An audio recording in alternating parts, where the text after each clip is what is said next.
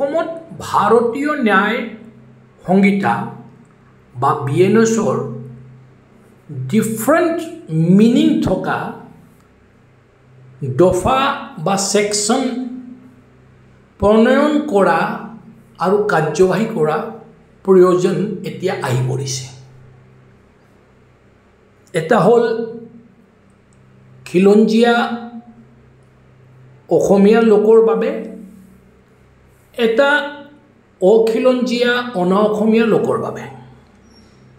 তাত স্পষ্টভাৱে থাকিব লাগিব যে খিলঞ্জীয়া লোকে যদি গৈ অখিলঞ্জীয়া বা অনা অসমীয়াৰ বিৰুদ্ধে কিবা ক্ৰাইম কৰে, কি ধৰণে শাস্তি দিয়া হ'ব বা কি ধৰণে আইনৰ ভিন্ন ভিন্ন দফা তাত কাৰ্যকাৰী কৰা হ'ব। অখিলঞ্জীয়া লোকে যদি খিলঞ্জীয়াৰ বিৰুদ্ধে কিবা ক্ৰাইম কৰে, তেওঁলোকৰ কাৰণে ডেফিনেটলি অলপ ষ্ট্ৰং বা যদি মই ক'ব যাওঁ ড্ৰেকনিয়ান সেকশন তাত ইমপ্লিমেণ্ট কৰিব লাগিব। খিলঞ্জীয়াই যদি খিলঞ্জীয়াৰ বিৰুদ্ধে যদি কিবা অপৰাধ কৰে, তাত কি প্ৰণয়ন হ'ব, কি কাৰ্যকাৰী হ'ব, এইবিলাক কথা ডেফিনেটলি বিবেচনা এতিয়া হোৱাৰ প্ৰয়োজন আছে। কাৰণ অসমত যি পৰিৱেশ মই দেখিছোঁ, আছুৰ প্ৰাক্তন সম্পাদক শংকৰজ্যোতি বৰুৱাক এগৰাকী মহিলাৰ কমপ্লেইনত যেতিয়া পুলিচে এৰেষ্ট কৰিছে, হেণ্ডকাফ লগাইছে, ৰাজ্যৰ জ্যেষ্ঠ সাংবাদিকক আদি কৰি খোদ মুখ্যমন্ত্ৰী, মন্ত্ৰী আমোলা, তাৰপিছত অপজিশ্যন লিডাৰ্ছ চবে কৈছে যে এই কামটো ভাল হোৱা নাই, হেণ্ডকাফ লগাব নালাগিছে। এতিয়া আইনগত কি নিয়ম আছে মই নাজানো, যদি তাত কিবা ভুল হৈছে, কিন্তু তাৰ পিছৰ পৰিদৃশ্যটো যদি আমি চাওঁ, কিছুমান তথাকথিত জাতীয়তাবাদী সংগঠন ওলাই আহিছে, তেওঁলোকে কোৱা আৰম্ভ কৰি দিলে যে যিগৰাকী মহিলা তনু চাহিয়ে শংকৰজ্যোতি বৰুৱাৰ এগেইনষ্টত FIR দিছে, তেওঁক এতিয়ালৈ এৰেষ্ট কৰা হোৱা নাই কিয়? এটা ভিডিঅ' মই দেখিছোঁ, নিউজ চেনেলতো দেখিছোঁ, ছ'চিয়েল মিডিয়াতো পাইছোঁ। ভিডিঅ'ৰ এক্সাম্পল দি কৈছে যে ভিডিঅ'ত তেওঁ অসমীয়া জাতিক অপমান কৰিছে। ভিডিঅ' মই নিজে শুনিছোঁ। তাত তেওঁ শংকৰজ্যোতি আৰু শংকৰজ্যোতিৰ লগত যোৱা কিছুমান মানুহক কৈছে যে তোমালোকে চব পইচা খোৱা দালাল, কথা নোকোৱা নহয়। কিন্তু শংকৰজ্যোতি তালৈ গৈছে কিয়? ইমান মানুহলৈ তালৈ গৈছে কিয়? ডেফিনেটলি তেওঁ জাতিৰ কিবা সেৱা আগবঢ়াবলৈ তাত যোৱা নাই। তেওঁ আইনৰক্ষী নাই যে যদি তাত কিবা আইনগতভাৱে গণ্ডগোল হৈছে, আইন ব্যৱস্থা চোৱা চিতা কৰা কাম তেওঁৰ নাই। তেওঁ কেলে গৈছে? সংবাদ মাধ্যমত মই পাইছোঁ যে শংকৰজ্যোতি বৰুৱাক তালৈ গৈছে পেট্ৰল পাম্প দখল কৰাৰ বাবে। এতিয়া পুলিচে কমপ্লেইন পাইছে, শংকৰজ্যোতিক আৰেষ্ট কৰিছে।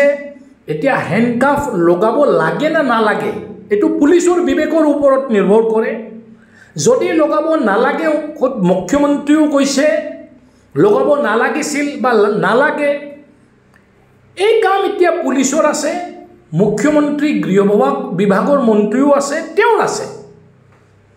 কিন্তু যিবিলাক মানুহ এতিয়া শংকৰজ্যোতি বৰুৱাক এটা অসমীয়া বা জাতীয়তাবাদী নেতা হিচাপে খোজাব খুজিছে, অসমীয়া অনা অসমীয়া এটা বিভেদ সৃষ্টি কৰা কাম কৰি আছে, তেওঁলোকে জবাব দিব পাৰিবনে যে শংকৰজ্যোতি বৰুৱা তালৈ কিয় গৈছে, কি অথৰিটিত গৈছে? আপোনালোকে য'তে ত'তে মানুহলৈ যাব, ব্যৱসায় বাণিজ্য কৰিবলৈ ইয়াত নিদিব, যিকোনো কথাত অসমীয়া অনা অসমীয়াৰ কথা কৈ বিভেদ আনিবলৈ সৃষ্টি কৰিব। এইবিলাক কিন্তু কৰ্মকাণ্ড অসমৰ বাবে, অসমীয়া জাতিৰ বাবে কিমান ভাল হৈ আছে মই নাজানো।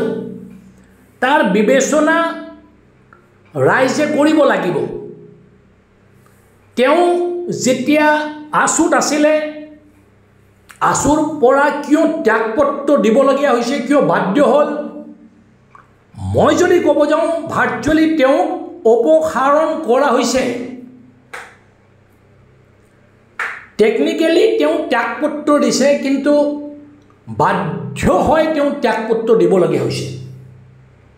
এইবিলাক কিছুমান কথা আছে, যিবিলাক কথা এই কিছুমান তথাকথিত জাতীয় সংগঠনৰ নামত ৰাজনীতি কৰা, চান্দা তোলা পাৰ্টিবিলাকৰ নেতা, যিবিলাকৰ কোনো কাম নাই, কোনো ধৰণৰ ব্যৱসায় বাণিজ্য নকৰে, এইবিলাক কামতে লাগি থাকে গোটেই দিনটো।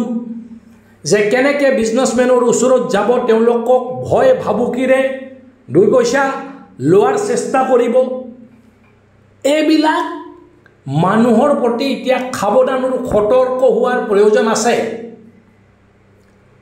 কাৰণ তেওঁলোকে অসমত ভিন্ন ভিন্ন জনগোষ্ঠীৰ মাজত এটা বিভেদ সৃষ্টি কৰি নিজৰ মুনাফা আদায়গীৰ বাহিৰে বেলেগ কাম নকৰে। কোনো জাতীয়তাবাদী কাম তেওঁলোকে নকৰে, জাতিৰ হকে কোনো ধৰণৰ কাম নকৰে। এইবিলাক কথা, এইবিলাক কামৰে তেওঁ জাতিৰ মান সন্মান হানিয়ে কৰে। গতিকে সাৱধান হোৱাৰ প্ৰয়োজন আছে। শংকৰজ্যোতি বৰুৱা তালৈ কিয় গৈছে? পুলিচে ইনভেষ্টিগেশ্যন কৰি আছে ডেফিনেটলি। আদালতত বিচাৰাধীন হৈ আছে। গতিকে এতিয়া মহামান্য আদালতে ফেচলা কৰিব, পুলিচে ইনভেষ্টিগেশ্যন কৰিব। কিন্তু মই ভাবোঁ Sankarjyoti Barua is no' police. Sankarjyoti Barua আইন কানুনৰ কোনো ধৰণৰ ৰক্ষী নহয়। তেওঁ সাধাৰণ মানুহ, সাধাৰণ চিটিজন। তেওঁ তাত যোৱাৰ প্ৰয়োজন নাছিলে। তাত যদি কিবা আইনগতভাৱে গণ্ডগোল আছিলে, পুলিচক ইনফৰ্ম কৰিব লাগিছিল। Assam police is competent enough to look into all ছাচ matters. গতিকে পুলিচক ইনফৰ্ম নকৰি এওঁলোকে য'তে ত'তে যায় আৰু গৈ অসম আৰু অসমীয়া সমাজখনত যি বিভেদ সৃষ্টি কৰাৰ চেষ্টা কৰে, তাৰ প্ৰতি মুখ্যমন্ত্ৰী মহোদয় এতিয়া চকু ৰখা প্ৰয়োজন। নতুবা তেওঁ কৈ দিব লাগে যে অসমত খিলঞ্জীয়া আৰু অখিলঞ্জীয়া মানুহৰ ক্ৰাইমৰ ক্ষেত্ৰত ভাৰতীয় ন্যায় সংহিতাৰ বেলেগ বেলেগ আইন, বেলেগ বেলেগ কানুন থাকিব। খিলঞ্জীয়াই যদি অখিলঞ্জীয়াৰ প্ৰতি অপৰাধ কৰে, তেওঁৰ শাস্তি বেলেগ হ'ব।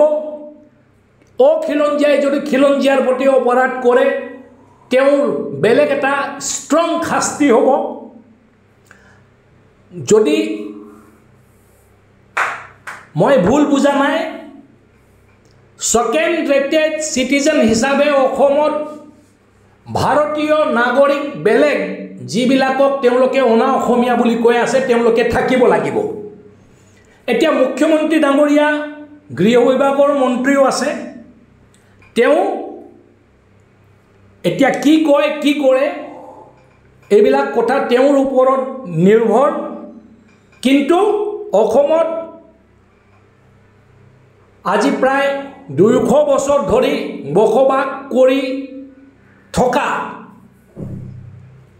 হিন্দী ভাষী অনা অসমীয়া সমাজে ন্যায়ৰ বাবে, ন্যায় প্ৰাপ্তিৰ বাবে মুখ্যমন্ত্ৰীৰ ফালে আশাৰে চাই আছে। এতিয়া মুখ্যমন্ত্ৰী ন্যায় দিব নে নাই, এইটো মুখ্যমন্ত্ৰীৰ ওপৰত নিৰ্ভৰ কৰে। ধন্যবাদ, নমস্কাৰ, জয় আই অসম। চাই থাকিব নৰ্থ ইষ্ট।